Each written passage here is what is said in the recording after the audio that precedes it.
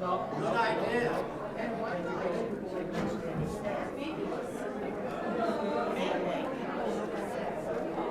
It's a new year, it's a new, yeah. Oh, yeah. I'm working on it when people come and check it out,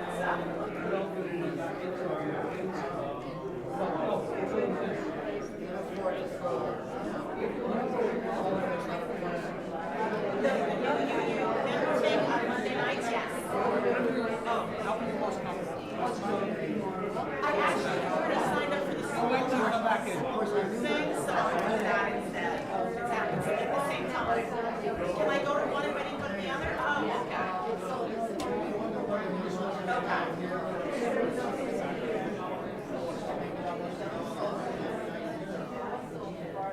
well, honestly, I think it's probably it's the most welcoming place I've ever been in, so whatever you're doing, keep it up too.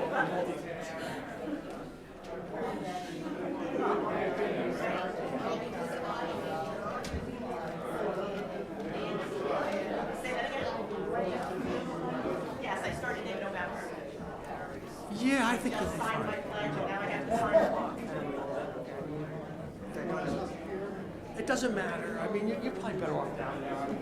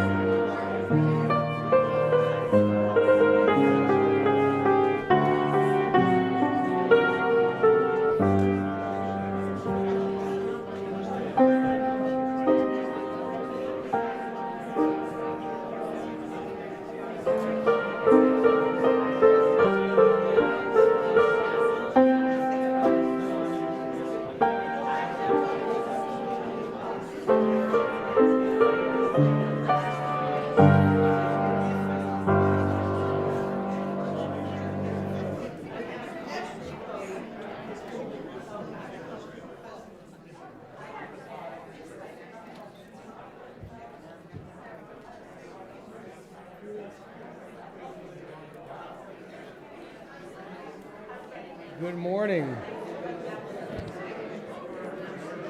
Good morning.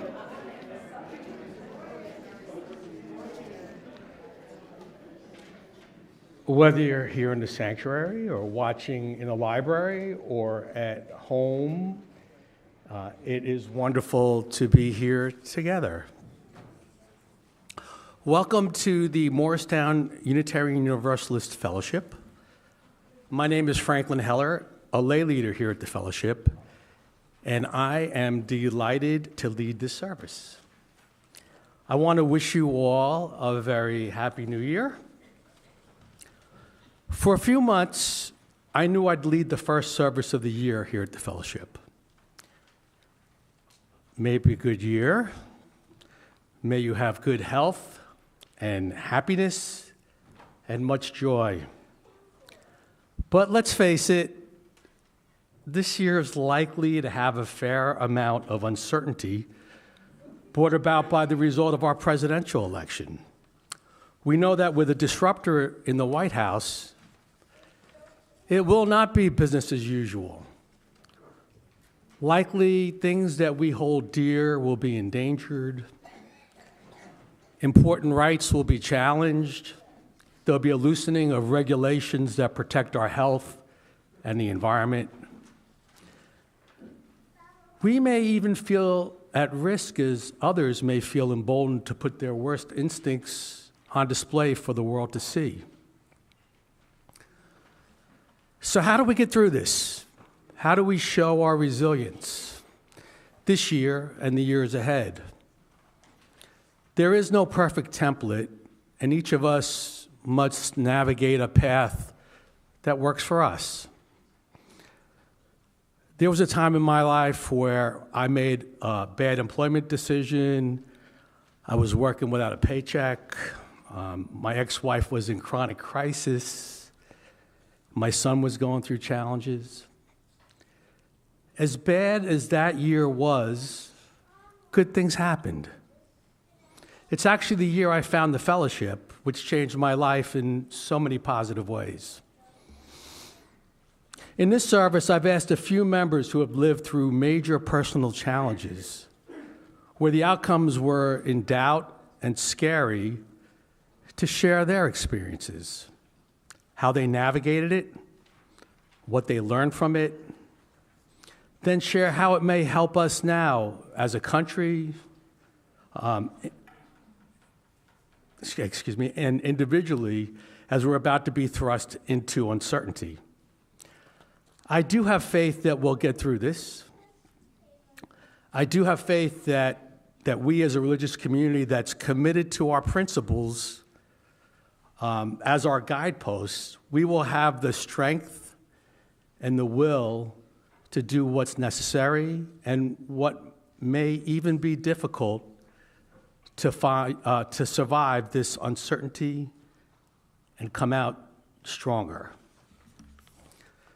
So as we start, let's rise and sing our first hymn. And the name of this one is "Let This Be a House of Peace." So I think it's appropriate to start the year singing that.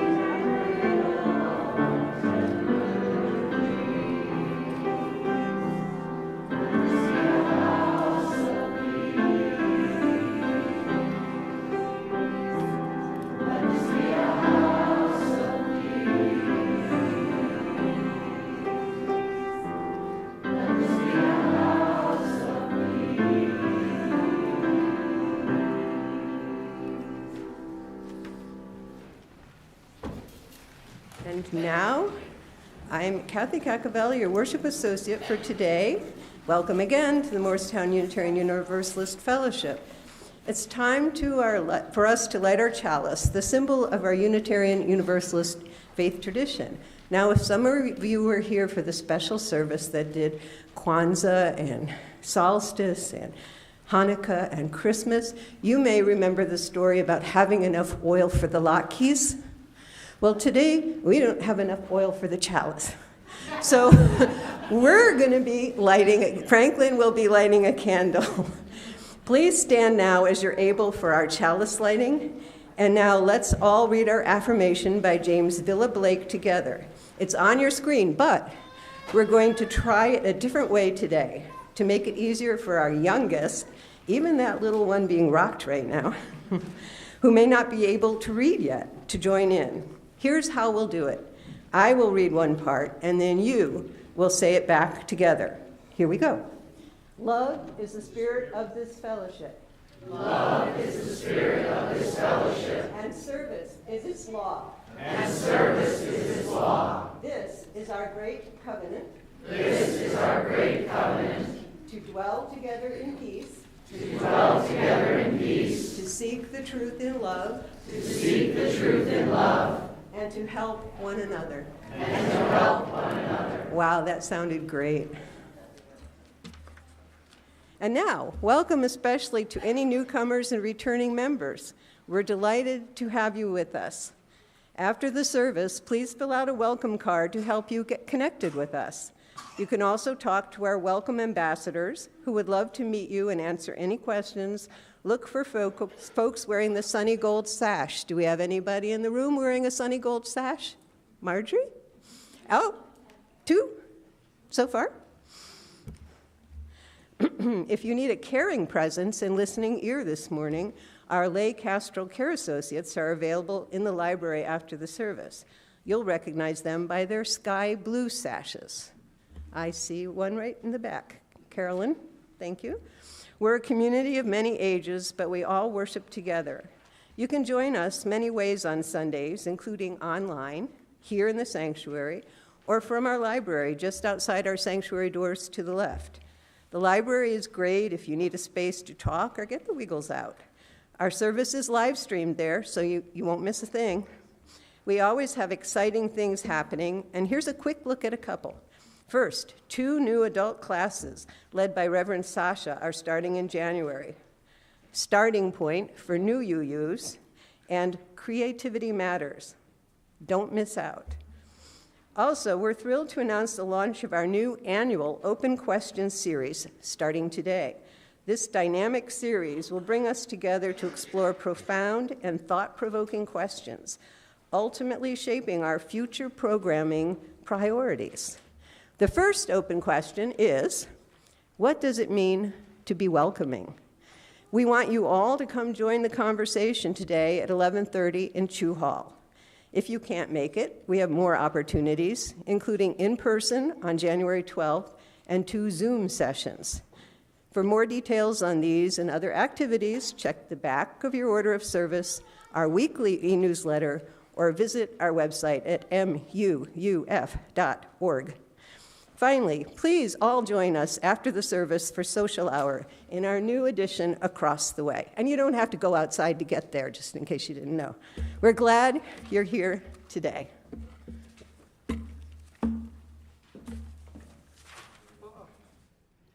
Okay.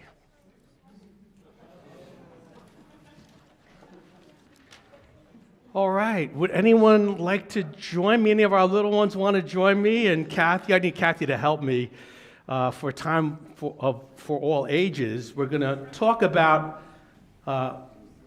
my favorite book, and I'm sure a lot of you guys know it. Does anybody know The Cat in the Hat?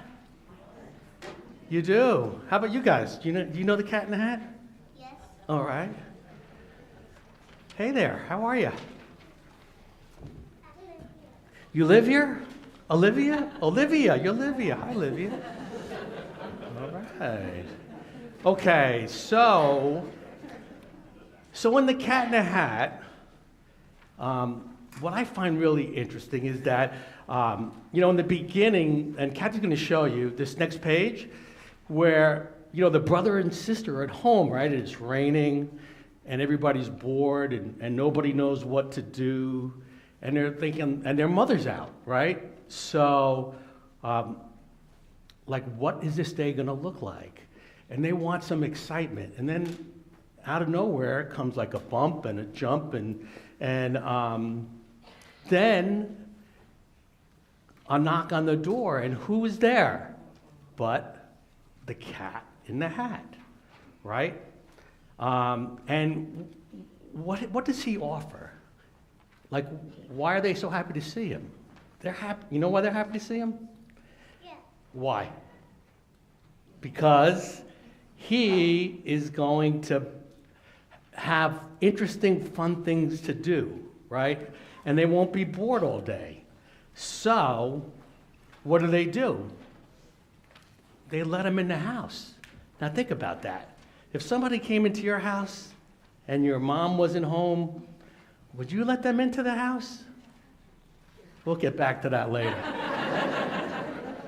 So, anyway, now the next question is, was there anybody in the house that warned them maybe this wouldn't be a good idea? Who was that? The fish. The fish is kind of my favorite character in a certain way. It's sort of that inner voice inside your head that says, what did he say? No, no, no. Make that cat go away. He shouldn't be here. No, he should not be here. He should not be about. He should not be here when your mother is out, right? But in this story, did the boy and the girl, did they listen to the fish? No. Interesting. So anyway, the cat played all kinds of games, and Kathy will show you some pictures of the cat doing some crazy stuff, like destroying the house, basically. And if that wasn't bad enough, not only is he in the house, he comes back with two friends, right? You guys know the name of his two friends? What's the name? Thing 1 and Thing 2, right. So not only is the cat in the house, now there's Thing 1 and Thing 2. And do you think they're there to make the house clean and neaten up? No, they weren't doing that. So they flew a kite in the house, and they made even like a bigger mess. So look at that. Mom's new dress, everything. It's just unbelievable. So finally, the brother says, I do not like the way they play. If mother could see this, what would she say? But guess what? He said that. What's that? Where's my mommy go? Where did the mommy go? Shopping, probably. Working. All those things that us parents have to do. Yeah. And your mom's over there. She's taking care of your brother or sister there, right? So anyway, so they, he still didn't do anything. The brother and sister still didn't do anything until the fish said, your mother's on the way home. So finally, the boy caught Thing 1 and Thing 2 with the net, right? You guys remember that? And then the cat left, and Thing 1 and Thing 2 left, and the house was still a mess. So mom was going to come home, and the house is a mess. So what's going to happen? Well, this time, the cat came back and helped clean up the house. So here's really my point of this story. There's a time in everyone's life where we have to make decisions, like how to handle a big problem that comes up. Like sometimes, we're not going to have a fish to tell us, what to do. We're going to have to make the decision ourselves. So today, you're going to hear fellow congregants talk about times in their lives when they had to make big decisions that were tough. So for you guys are lucky because You do have, your mothers and your fathers, your teachers, your friends, that you can ask for help when you make a big decision, a decision that affects your life, right? So you should make sure that you always do that, right? So you're not all by yourself. But I got a question for you guys as you head back to your seats. And that would be, would you let a cat, the cat in the house hat, into your house if your mother was out? So go talk to your parents about that, and we'll go from there. Thank you, everybody.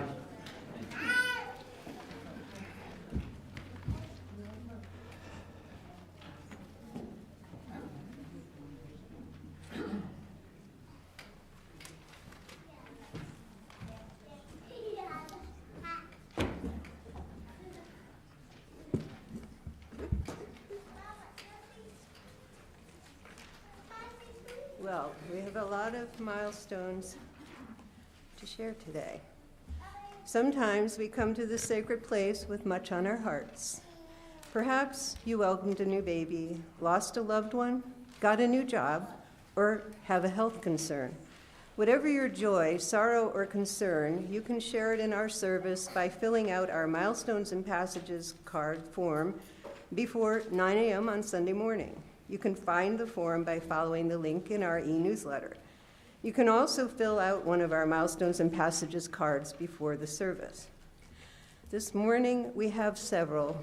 Please respond after each by saying, "We hold you in our hearts." A joy from Sandra Persichetti. My oldest granddaughter, Randy, was accepted at dental school at Indiana University. She will be studying to become a pediatric dentist. I am very proud of her.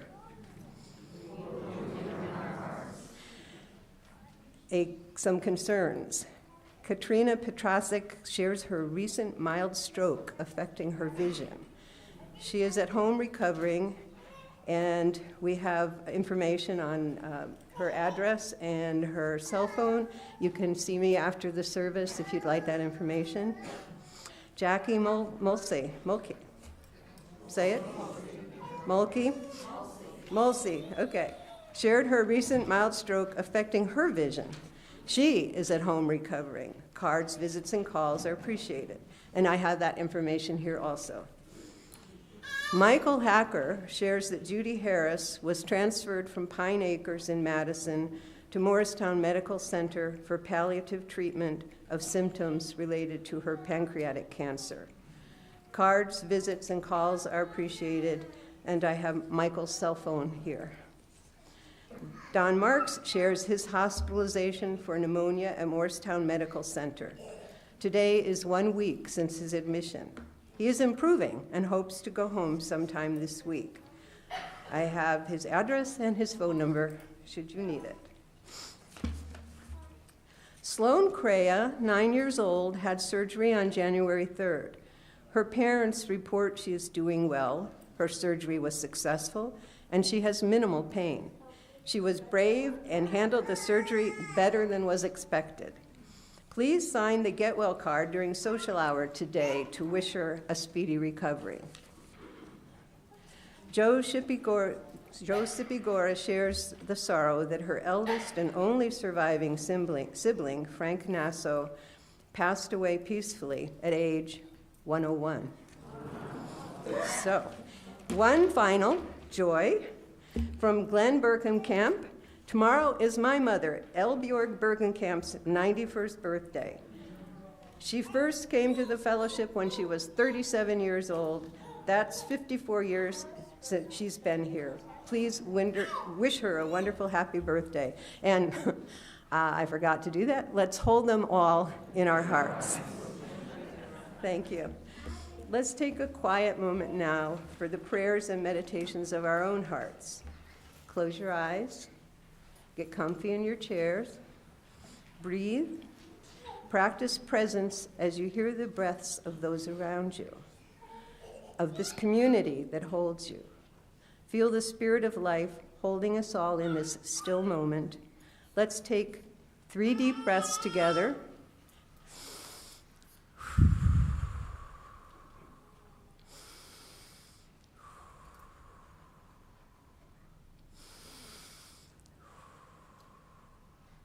And a moment of silence.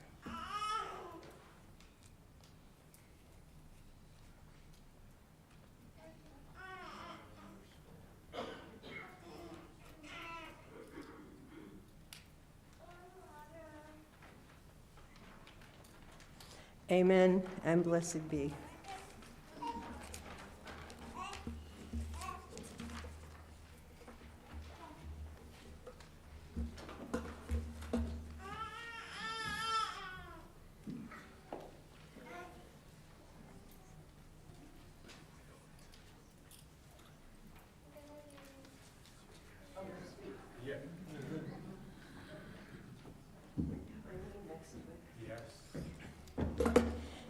Because Arlene Shapiro is recovering from a recent hospitalization and could not be here today, I am reading her reflection. A few years ago, says Arlene, I faced the worst crisis in my life. I fell asleep in my darkened den. When I awoke, I started to get up to go to my bed and tripped over my ottoman. My head hit the wall, and immediately I experienced the worst pain in my head I'd ever known. The next thing I remember after my call to 911 was sitting up in a hospital bed with a neck brace that immobilized my head and an oxygen tube in my nose and a terrible headache that kept shifting its site. While I don't remember anything between the 911 call and seeing the doctors, at no time was I unconscious. I just don't remember. Along the side of my bed was a line of 3 or 4 doctors, none of whom I remember seeing before. One of them told me I had broken the 2nd cervical vertebrae and that I was lucky I didn't die. Another told me I would be wearing the brace for several months. I don't remember what or if the other doctors had something to say. I don't remember how many weeks I spent in the hospital. I was in constant pain, sometimes alleviated by medication, sometimes not. The brace interfered with my eating, and soon it smelled sour from old food. So I lost 20 pounds, a silver lining to the storm cloud. My hair didn't get washed for almost 5 months. It also stopped growing, as did my nails. Okay, so how did I deal with all this? I kept telling myself that this time will pass, as it certainly did. Staying in the woe is me mode made me more miserable. So I found myself talking to whoever would talk back, and I watched lots of TV. I tried to live each day as it came, striking it off my mental calendar, doing everything I could to keep in touch with the world. At first, that was difficult because the pain was insistent. But I tried to talk to anyone who would be willing to talk back, anything to escape my reality. I couldn't read, and I'm not sure why, but that major source of distraction and interest was not possible. In this situation, I was helpless to change my life. I was a passive victim, and there was nothing to do but to endure it. So there was nothing to gain by creating or a fuss or by crying. The question was how to endure it.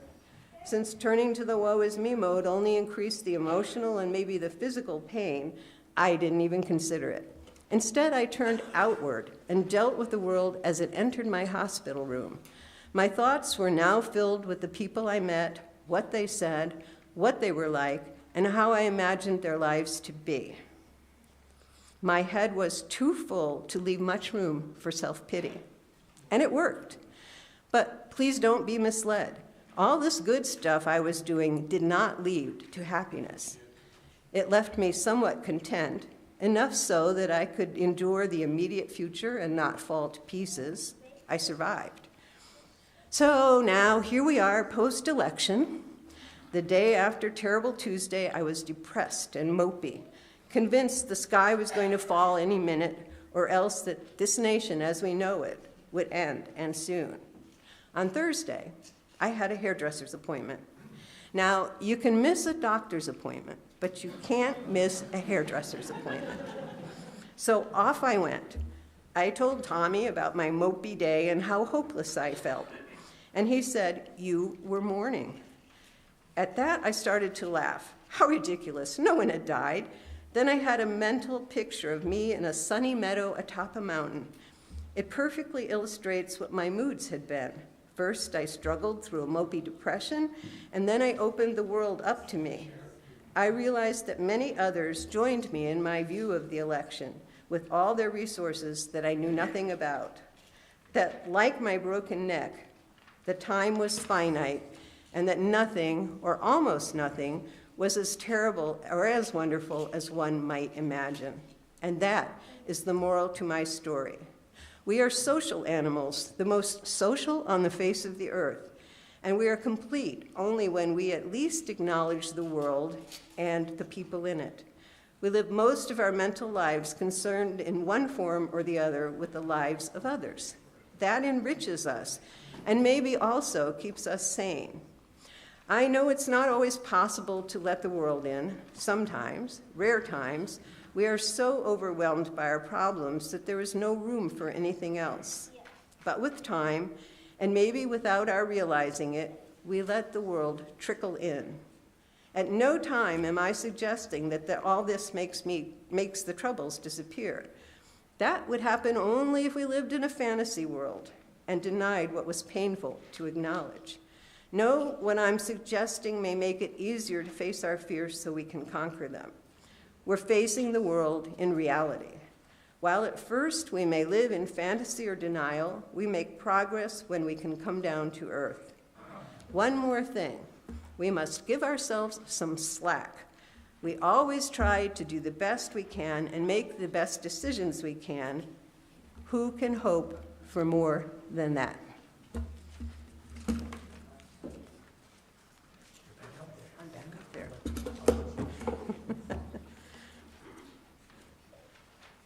Why am I back up here? No, we sing a song first. Oh, okay. Beth is going to introduce the song. The song is the offertory. Well, it just doesn't look like that. Okay. Oh, I know. Talk to Franklin about that. We come now to the time in our service each Sunday when we pause to offer our gifts of financial support to this congregation. Your donations make all that we do here together possible and help make our wider community a better place. That's because each Sunday we give at least half of the money we collect to an organization that is doing good to advance our Unitarian Universalist values of love, justice, equity, transformation, pluralism, interdependence, and generosity. Today's offering will be split 50-50 with Nourish NJ, which works to create barrier-free solutions to homelessness, hunger, and poverty in Morris County. You may give in our collection plates, which will be passed, or by following the instructions printed in your order of service or shown on the screen. Thank you in advance for your generosity. Come on. You can start gathering the offering. We're going to sing while the offering is gathered. And there's enough of you to do a 4-part round. So when I do 1, it'll be the front half over there. 2 will be the back half and the side. 3 will be the back half and the side. And 4 will be the front half. Okay. Building bridges between our divisions, I reach out to you. Will you reach out to me with all of our voices and all of our visions? Friends, we could make such sweet harmony. Building bridges between our divisions, I building bridges between our divisions. I build our voices and dream our visions. We're building bridges between our divisions. Building bridges between our divisions. I build bridges between our divisions. We're building bridges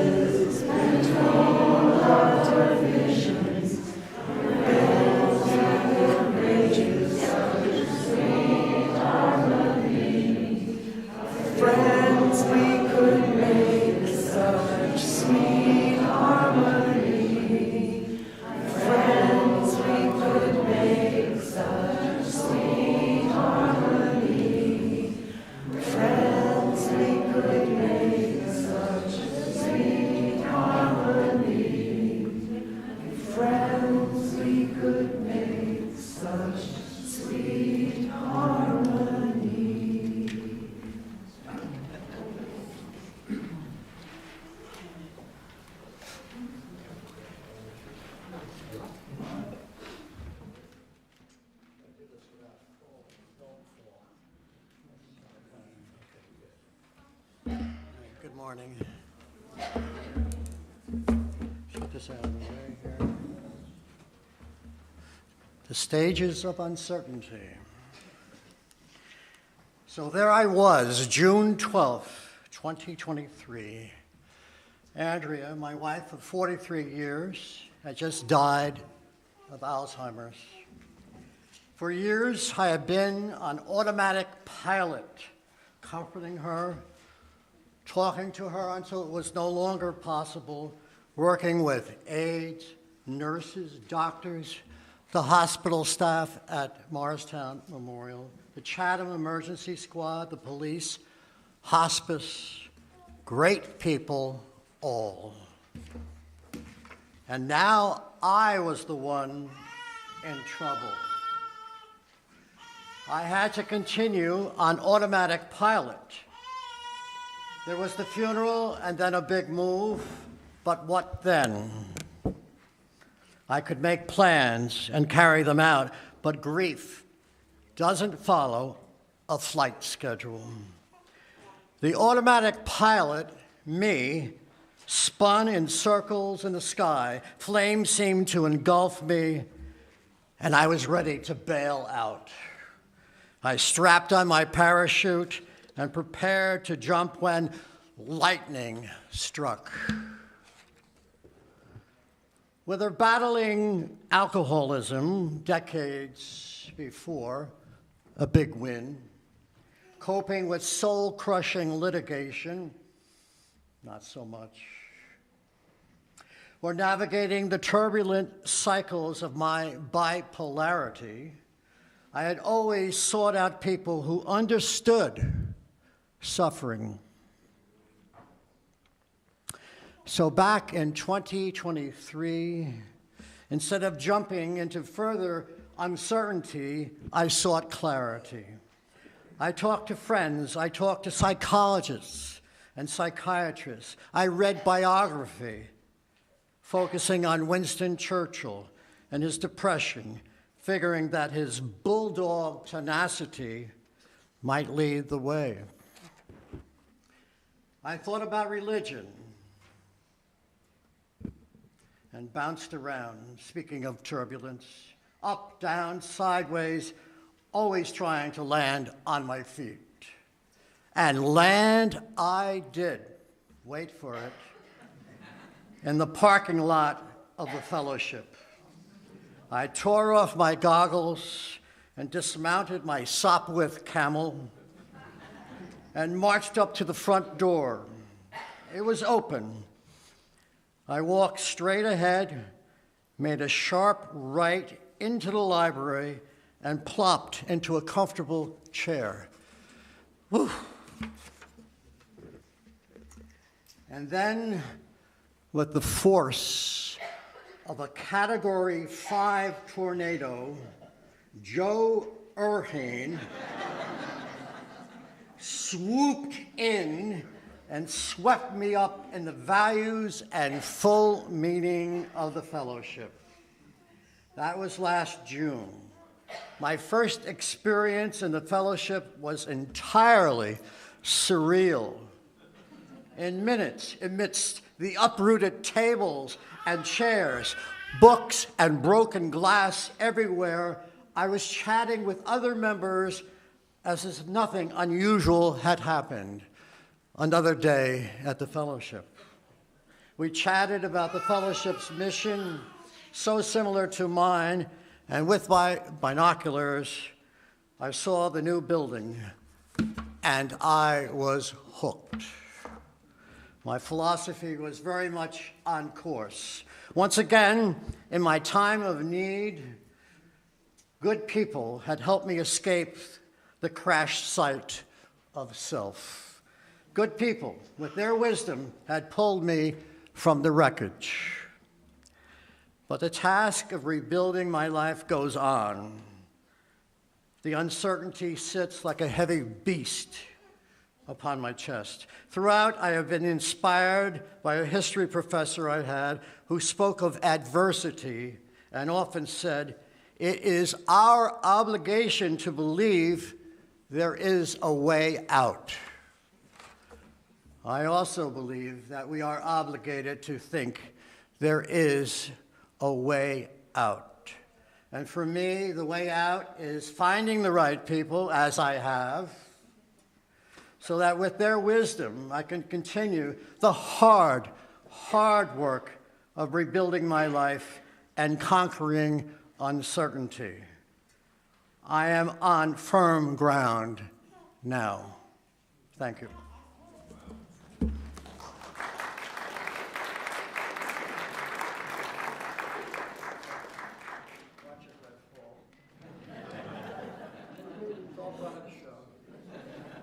Stool just in case, you know. Well, let's pause for a moment here as we do to sing together before continuing.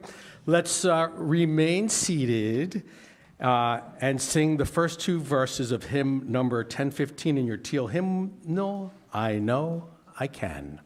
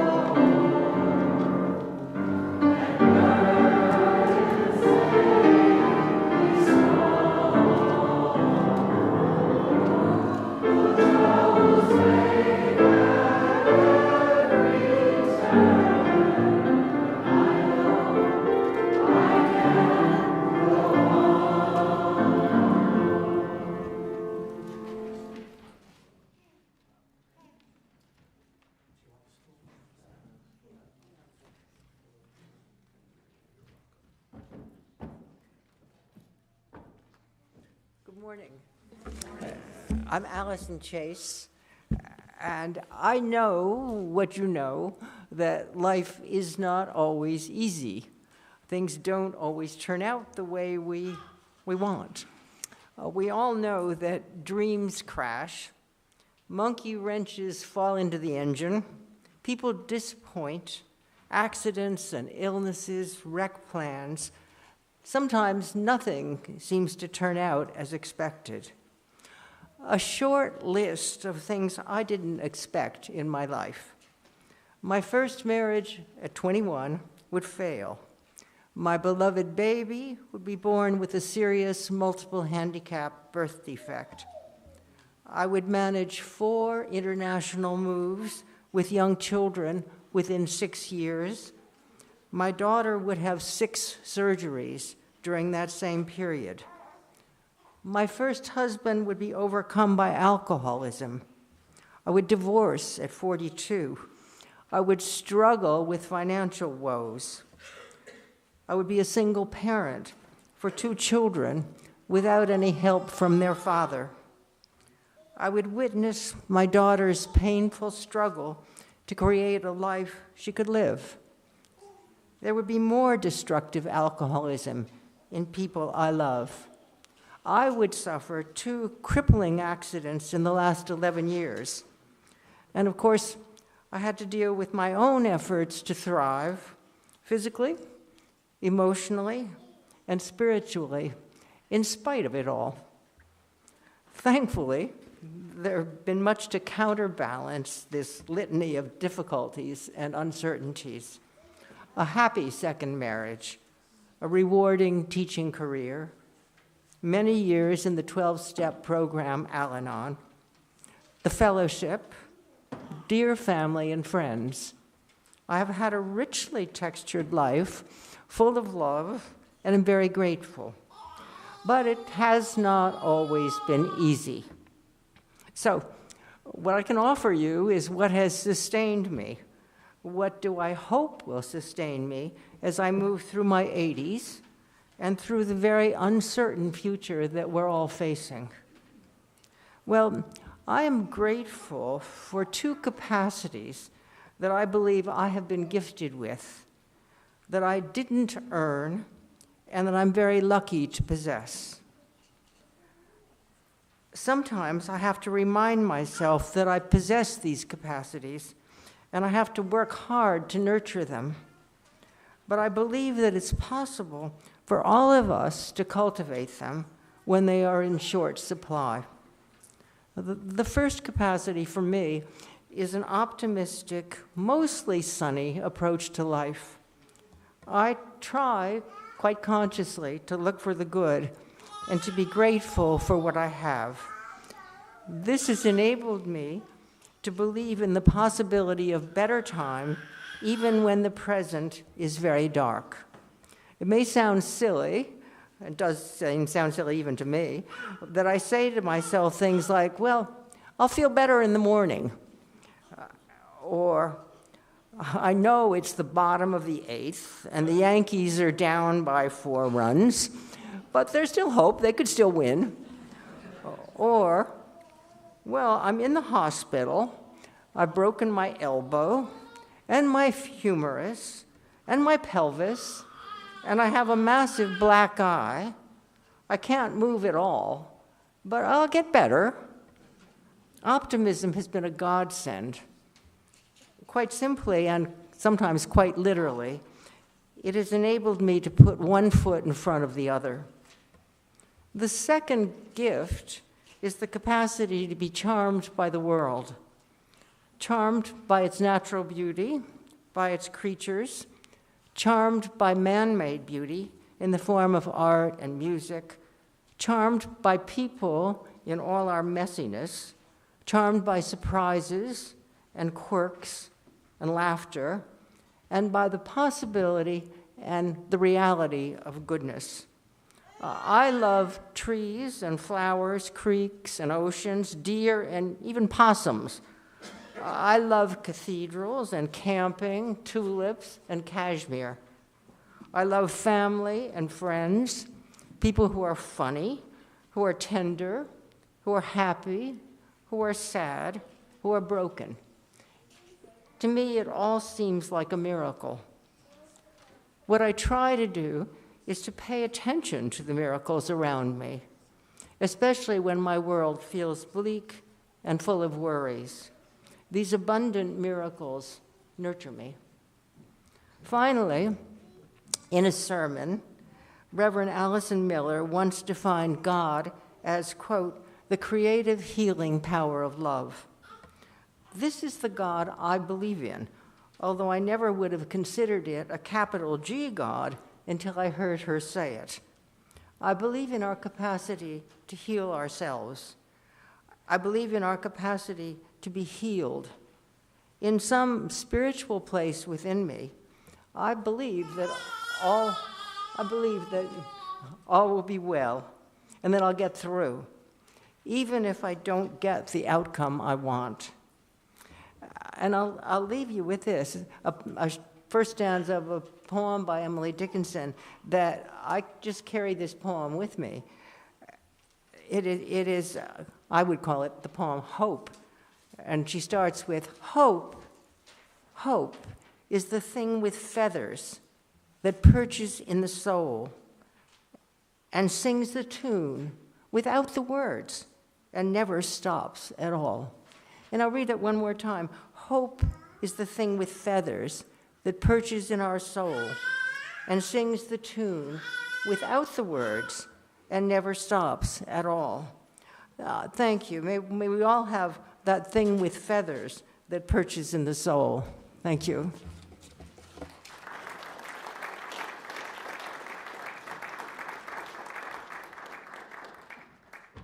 Thanks, Allison. Let's take some time to stretch and rise and sing the next 2 verses of our hymn.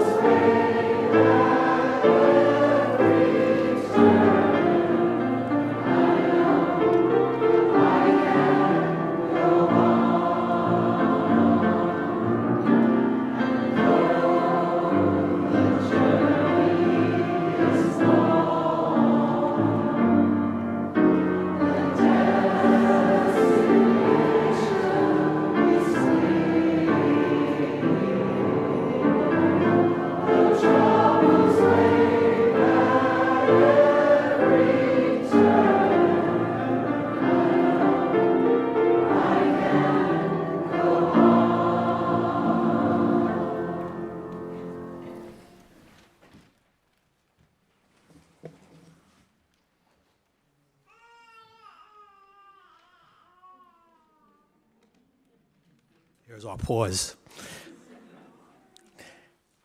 In my opening, I mentioned a time that was challenging for me, but I think about my life and my upbringing.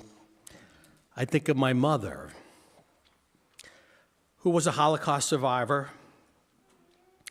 She lived through the slow but steady degradation of Jewish people's rights in Germany. While her classmates were joining Hitler Youth, she joined the Jewish Youth Organization. And when that was outlawed, she ended up in the Herbert Baum Group, a group of Jewish, intellectual, curious youth who were determined to make positive change. That was dangerous and illegal for her to do. But she felt a spirit of camaraderie and friendship, and they had something to believe in. While things for Jews were getting worse daily, they had no doubt that one day the nightmare would be over, and they had to prepare for a democratic and socialist Germany. My mother and a few of her other members were lucky enough to immigrate. Her friends from the group saw her off at the train station. It was 1939. She had left England. She had left for England and for nursing school. But after a time, the English government decided that anyone who recently came from Germany could be a spy or a scout for a blitzkrieg attack. So her time at nursing school came to an abrupt end. She could not work or study and had to report to the authorities every couple weeks. At that time, the remainder of her family had made it to New York, and she was stuck in London. She did not know if she would ever see them again. In a letter written by her father lamenting how terrible the situation in Europe had become, including the demise of her German friends from the Herbert Baum Group, yes, the ones that sent her off at the train station in Berlin, she had a pain that never really went away. My mom left England for the US in October of 1941. In the US, my mother took lessons she learned from the Herbert Baum Group and never stopped standing up for what she believed in. First, it was the civil rights movement. She was a fan of the Brooklyn Dodgers, but that was only because of Jackie Robinson. She didn't like baseball. She was active in the anti-war movement. She marched with me when I was in college during the No Nukes movement of the 70s. She had a banner on our front door urging people to stand up to the Bush agenda. She even stood up for Palestinian rights to her friends at the JCC, which she attended. To truly understand my mom, the weekend she passed at age 94, she had made hummus for a Parkinson's support group meeting she had been attending since my father was diagnosed in 1985. My father had died 16 years earlier, and she was still giving. So that's the message here. She maintained her inner fire, developed in her youth. She lived through Kristallnacht as a teenager and the Blitzkrieg in her 20s, not knowing if she would ever see her family again, let alone have a family. For many, it would have been enough. But she thought she could make the world better, and she kept trying. So as we approach what we know will be challenging times, it's important that we never give up on making the world better.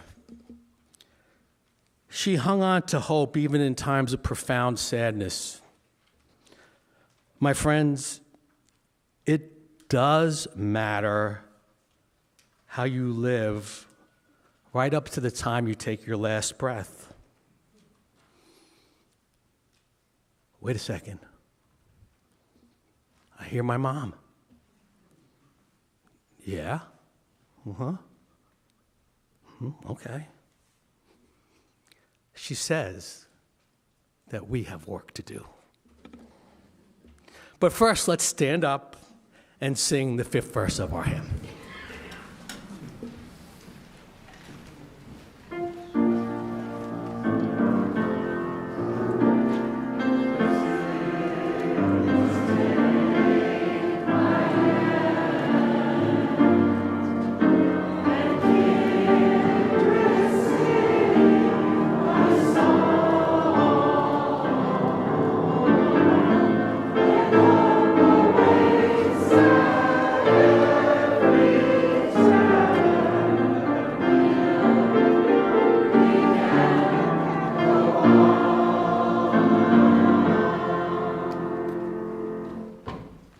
Benediction today is number 698 from our gray hymnal. I will read it. It's by Wayne B.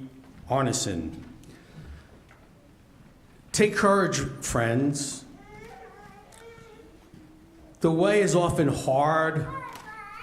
The path is never clear, and the stakes are very high. Take courage. For deep down, there's another truth. You are not alone. Thank you. Blessed be, and let's make the world a better place.